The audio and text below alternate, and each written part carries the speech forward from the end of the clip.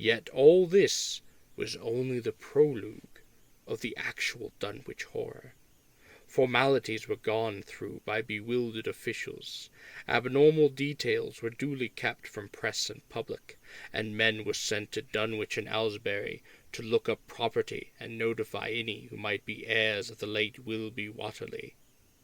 They found the countryside in great agitation, both because of the growing rumblings beneath the domed hills, and because of the unwonted stench and the surging lapping sounds which came increasingly from the great empty shell formed by Watterly's boarded-up farmhouse. Earl Cellier, who tended the horse and cattle during Wilbur's absence, had developed a woefully acute case of nerves. The officials devised excuses not to enter the noisome boarded place, and were glad to confine the survey of the deceased living's quarters, the newly mended sheds, to a single visit.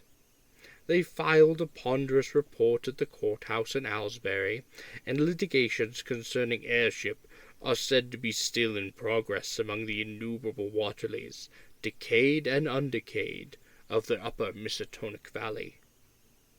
In almost interminable manuscript in strange characters, written in a huge ledger, and enjoyed a sort of diary because of the spacing and the variations in ink and penmanship, presented a baffling puzzle to those who found it in the old bureau which served as its owner's desk. After a week of debate, it was sent to Miskatonic University, together with the deceased's collection of strange books, for study and possible translation. But even the best linguists soon saw that it was not likely to be unriddled with ease. No trace of the ancient gold with which Wilbur and old Watterly always paid their debts has yet been discovered. It was in the dark of September 9th that the horror broke loose. The hill noises had been very pronounced during the evening, and the dogs barked frantically all night. Early risers in the 10th noticed a peculiar stench in the air. About 7 o'clock, Luther Brown, the hired boy at George Corey's, between Cold Spring Glen and the village, rushed frenziedly back from his morning trip to 10-acre meadow with the cows. He was almost convulsed with fright as he stumbled into the kitchen, and the yard outside, the no less frightened herd, were pawing and lowing pitifully. Having followed the boy back in the panic they shared with him, between gasps Luther tried to stammer out his tale to Miss Corey. Up that, in the roof, between Glen, Miss Corey, there's something been there. It smells like thunder, and all the bushes and little trees is pushed back from the road, like the house had been moved along of it. And that ain't the worst, neither. There's prints in the road, Miss Corey, great round prints at bigger barrel-heads, all sunk down deep like an elephant had been along. Only there's a sight more'n 4 feet could make. I'll make it 1, 2, or 4 front, and I'm seeing every one was covered with lines spreading out from one place, as if big palm leaf fans, 2 or 3 times as big as any there is, had been pounded down into the road, and the smell was awful, like it was around Wizard Watterly's old house. Here he faltered, and seemed to shiver afresh with the fright that had sent him flying home. Miss Corey, unable to extract more information, began telephoning the neighbors, thus starting on its round the overture of panic that heralds the major terrors.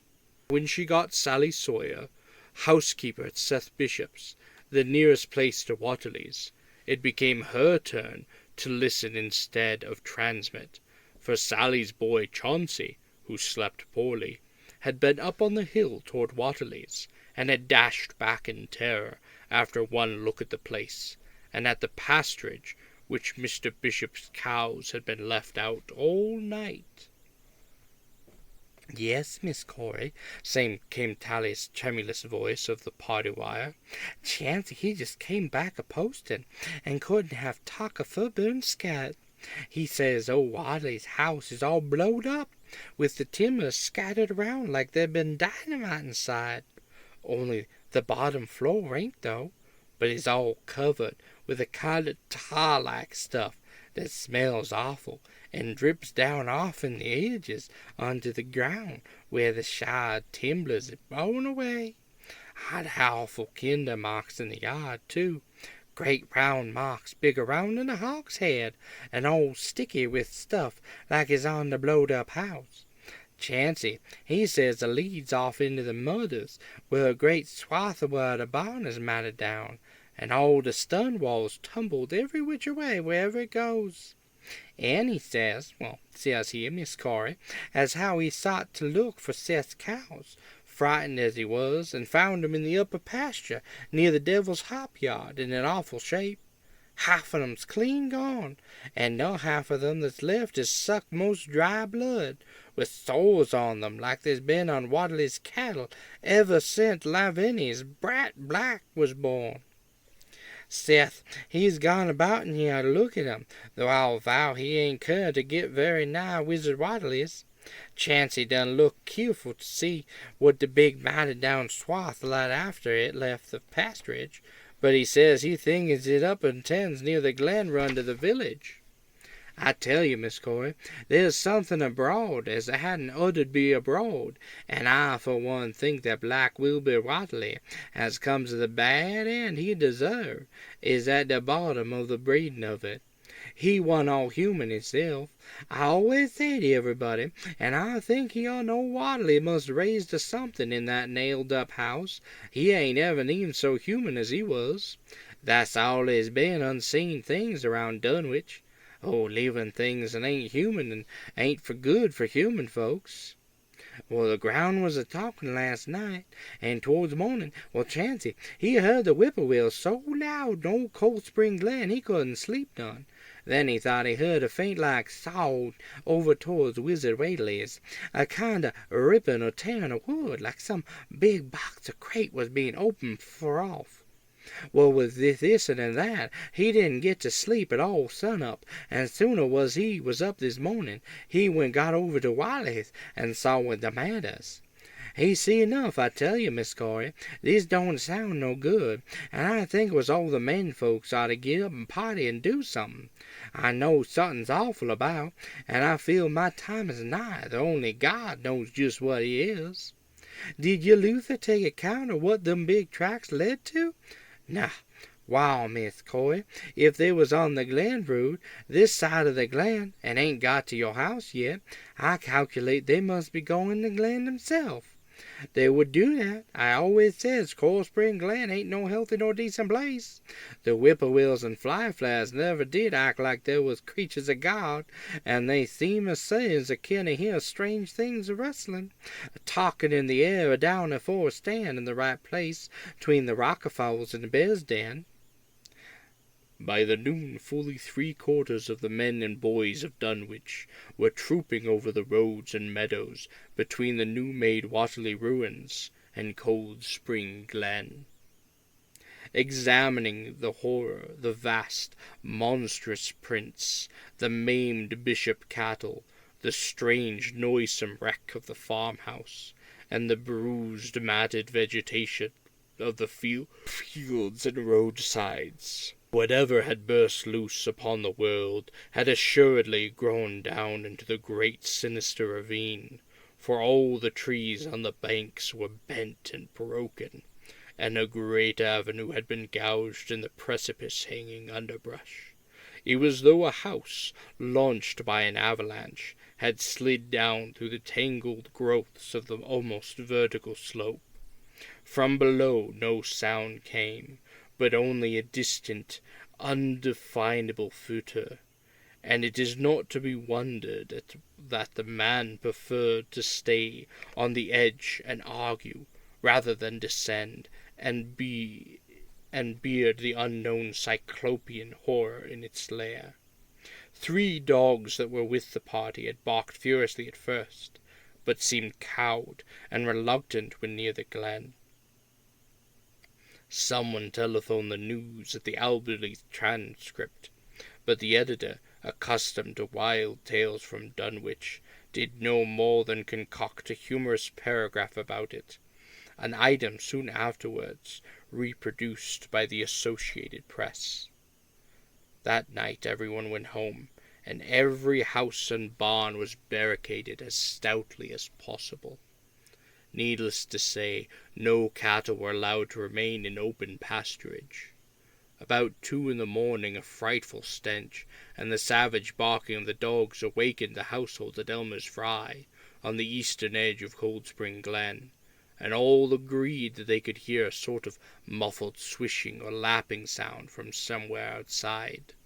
Miss Frey proposed telephoning the neighbors, and Elmer was about to agree when the noise of splintering wood burst in upon their deliberations.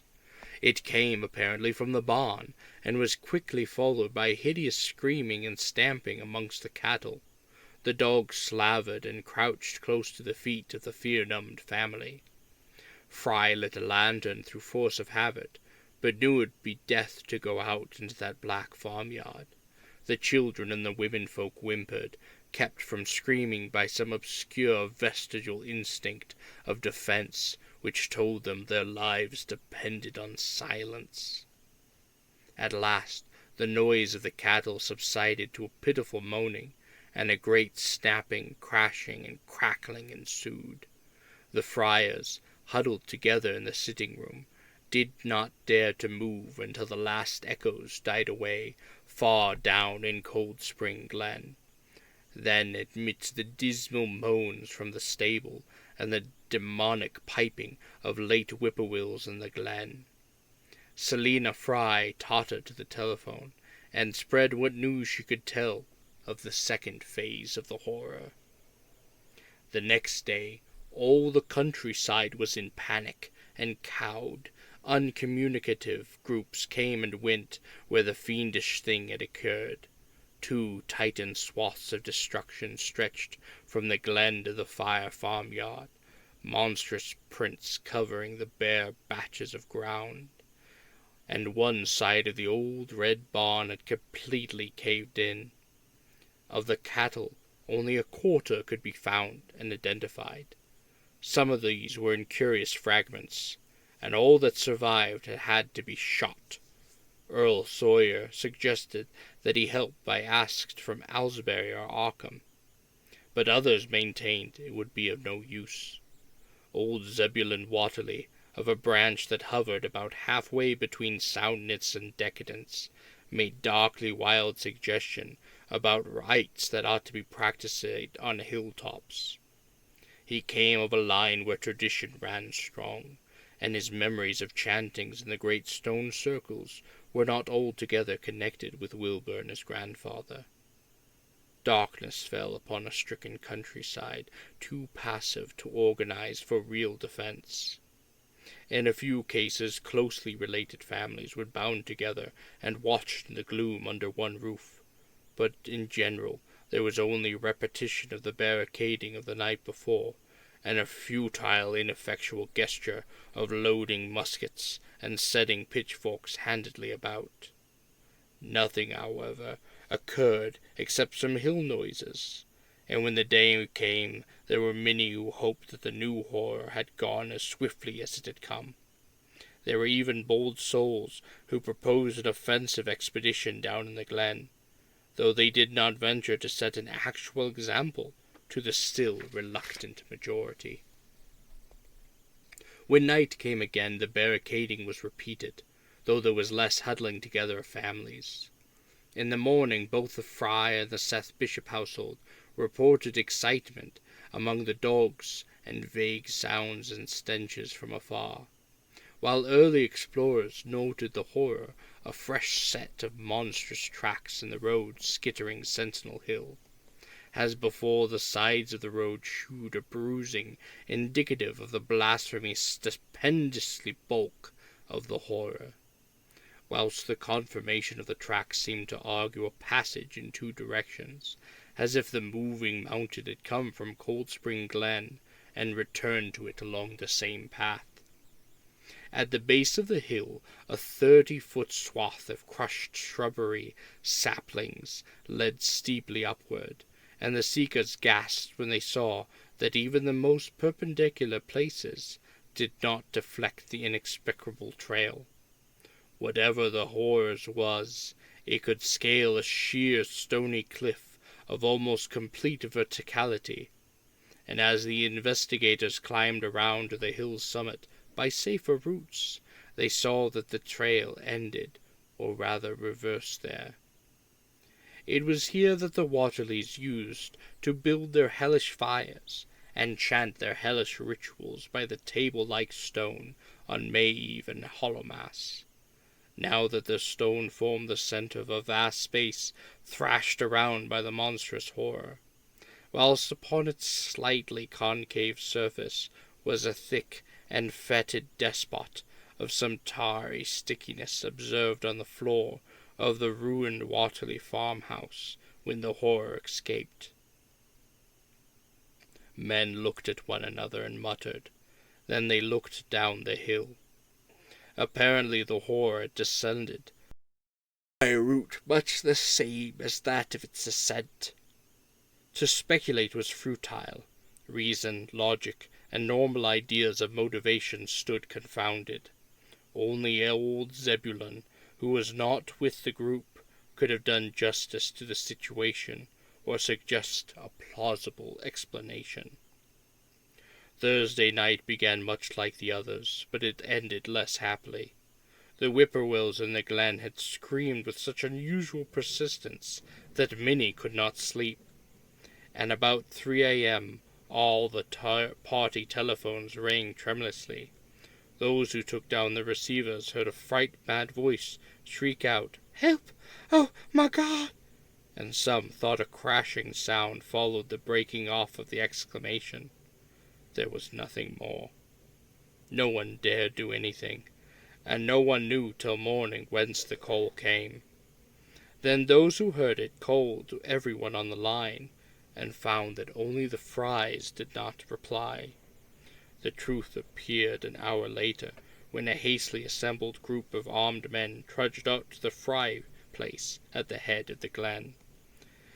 It was horrible, yet hardly a surprise. There were more swaths and monstrous prints, but there was no longer any house.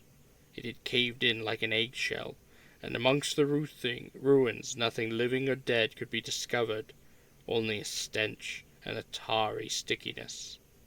The Elmer Frys had been erased from Dunwich. In the meantime, a quieter, yet even more spiritually poignant phase of the horror had been blackly unwinding itself behind the closed doors of a shelf-lined room in Arkham. The curious manuscripts recorded or diary of Wilbur Waterley, delivered to Miskatonic University for translation, had caused much worry and bafflement among the experts in languages both ancient and modern. Its very alphabet, notwithstanding a general resemblance to the heavily shaded Arabic used in Mesopotamia, being absolutely unknown to any available authority. The final conclusion of the linguists was that the text represented an artificial alphabet, giving the effect of a cipher, though none of the usual methods of cryptology solutions seemed to furnish any clue, even when applied on the basis of every tongue the writer might conceivably have used. The ancient books taken from Waterley's quarters, while absorbingly interesting and in several cases promising to open up new and terrible lines of research among philosophers and men of science, were of no assistance whatsoever in this matter. One of them, a heavy tome with an iron clasp, was in another unknown alphabet. This one, of a very different cast, and resembling Sanskrit more than anything else. The old ledger was at length given wholly into the charge of Dr. Armitage, both because of his peculiar interest in the Whately matter, and because of his wide linguistic learning and skill in the mystical formulae of antiquity and Middle Ages. Armitage had an idea that the alphabet might be something esoterically used by certain forbidden cults, with which came down from old times, and which have inherited many forms and traditions from the wizards of the Saracen world. That question, however, he did not deem vital, since it would be unnecessary to know the origin of the symbols, if, as he suspected, they were being used as a cipher in a modern language. It was his belief that, considering the great amount of text involved, the writer would scarcely have wished the trouble of using another speech than his own, save perhaps in certain special formulae and incantations. Accordingly, he attacked the manuscript with a preliminary assumption that the bulk of it was in English. Dr. Armitage knew from the repeated failure of his colleagues that the riddle was a deep and complex one, and that no simple mode of solution could merit even a trial. All through late August he fortified himself with the massed lore of cryptology, drawing upon the fullest resources of his own library, and wading night after night amidst the arcana of Trithimus Pelagiotha, Gaiambatsis Paters, de Frutus Liatam Notois, de Vaianias Tianta Discierves, and Falconer's Cryptonimius Prophetus, Davies and Thickness's 18th century treatises, and such fairly modern authorities as Blair von Martin and Kluber's Cryptographice. He interspeced his study of the books with attacks on the manuscript itself, and in time became convinced that he had to deal with one of those subtlest and most ingenious of cryptograms, in which many separate lists of corresponding letters are arranged like the multiplication table, and the message built up with the arbitrary key words known only to the initiated. The older authorities seemed rather more helpful than the newer ones, and Armitage concluded that the code of the manuscript was one of great antiquity, no doubt handed down through a long line of mystical experimenters. Several times he seemed near daylight, only to be set back by some unforeseen obstacle. Then, as September approached, the clouds began to clear. Certain letters, as used in certain parts of the manuscript, emerged defiantly and unmistakably, and it became obvious that the text was indeed in English. On the evening of September 2nd, the last major barrier gave way, and Dr. Armitage read for the first time a continuous passage of Wilbur Whately's Annuals. It was in truth a diary, as all had thought, and it was couched in a style clearly shewing and mixed occult irradiation and general illiteracy of the strange being who wrote it. Almost the first passage that Armitage deciphered, and entirely dated November 26, 1916, proved highly startling and disquieting. It was written, he remembered, by a child of 3 1/2, who looked like a lad of 12 or 13. "Today learn the Aklo for the Sabbath," it ran, "which did not like, it being answerable from the hill, and not from the air. That upstairs more ahead of me than I had thought it would be, and is now like to have much earth-brain. Shot Elam Hotchins' collie Jack when he went to bite me, and Elam says he would kill me if he dast. I guess he won't. Grandfather kept me saying Dow formulas last night, and I think I saw the inner city at the 2 magnetic poles. I shall go to those poles when the earth is cleared off, if I can't break through the Dow hand formula when I commit it. Though from the air told me it's Sabbath, which it would be years before I can clear off the earth, and I guess grandfather will be dead then, so I shall have to learn all the angles of the planes, and all the formulas between the year and the Niam, when the outside it will help. but they cannot take body without human blood.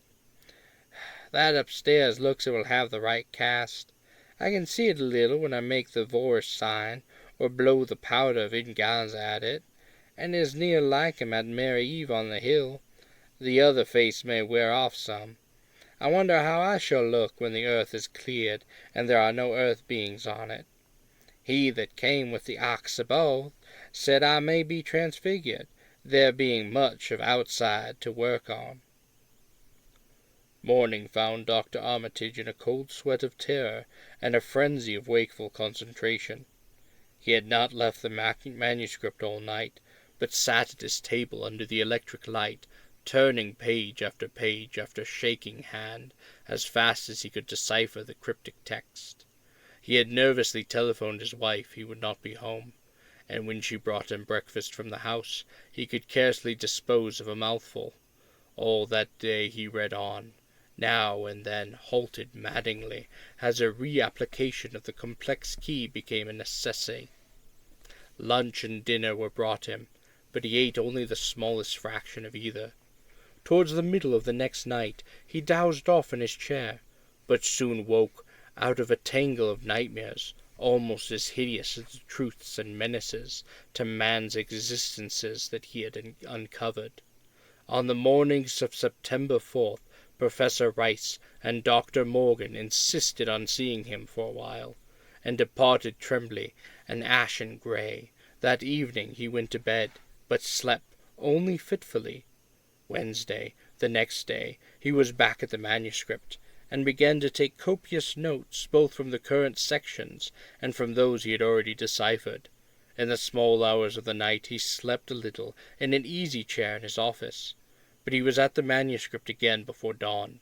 Some time before noon his physician, Dr. Hartwell, called to see him, and insisted that he cease work. He refused, intimating that it was of the most vital importance for him to complete the readings of the diary, and promising an explanation in due course of time. That evening, just as twilight fell, he finished his terrible perusal, and sank back exhausted. His wife, bringing his dinner, found him in a half-comatose state, but he was conscious enough to warn her off with a sharp eye, when he saw her eyes wander toward the notes he had taken. Weakly rising, he gathered up the scribbled papers, and sealed them all in a great envelope, which he immediately placed inside his coat pocket. He had sufficient strength to get home, but was so clearly in need of medical aid that Dr. Hartwell was summoned at once. As the doctor put him to bed, he could only mutter over and over again, "But what, in God's name, can we do?" Dr. Armitage slept, but was aptly delirious the next day. He made no explanations to Hartwell, but in his calmer moments spoke of the imperative need of a long conference with Rice and Morgan. His wilder wanderings were very startling indeed, including frantic appeals that something in a boarded-up farmhouse be destroyed, and fantastic references to some plan for the extirpation of the entire human race, and all animal and vegetable life from the earth by some terrible elder race of beings from another dimension. He would shout that the world was in danger, since the elder things wished to strip it and drag it away from the solar system and cosmoses of matter into some other plane or phase of entity from which it had once fallen, vintages of aeons ago. At other times he would call for the dreaded Necronomicon and the Daemon Leta of Remigus, in which he seemed hopeful of finding some formula to check the peril he conjured up. "Stop them," he would shout. "Those Whateleys meant to let them in, and the worst of all is left. Tell Rice and Morgan we must do something. It's a blind business, but I know how to make the powder. It hasn't been fed since the 2nd of August, when Wilbur came here to his death, and at that rate—" But Armitage had a sound physique despite his 73 years, and slept off his disorder that night without developing any real fever. He woke late Friday, clear of head, though sober with a gnawing fear and tremendous sense of responsibility. Saturday afternoon he felt able to go over to the library and summon Rice and Morgan for a conference, and at the rest of the day and evening the three men tortured their brains in wildest speculation and the most desperate debate, Strange and terrible books were drawn voluminously from the stack shelves, and from secure places of storage, and diagrams and formulae were copied with fevered haste, and in bewildering abundance. Of skepticism there was none. All three had seen the body of Wilbur Watterly as it lay on the floor in a room of that very building, and after that not one of them could even slightly incline to treat the diary as a madman's raving. Opinions were divided as to notify the Massachusetts State Police, and the negative finally won. There were things involved which simply could not be believed by those who had not seen a sample, as indeed was made clear during certain subsequent investigations. Late at night the conference disbanded without having developed any definitive plan. But all day Sunday Armitage was busy comparing formula and mixing chemicals obtained from the college laboratory. The more he reflected on the hellish diary, the more he was inclined to doubt the efficacy of any material agent in stamping out the entity which Wilbur Watterly had left behind him, the earth-threatening entity which, unknown to him, was to burst forth in a few hours and become the memorable Dunwich Horror.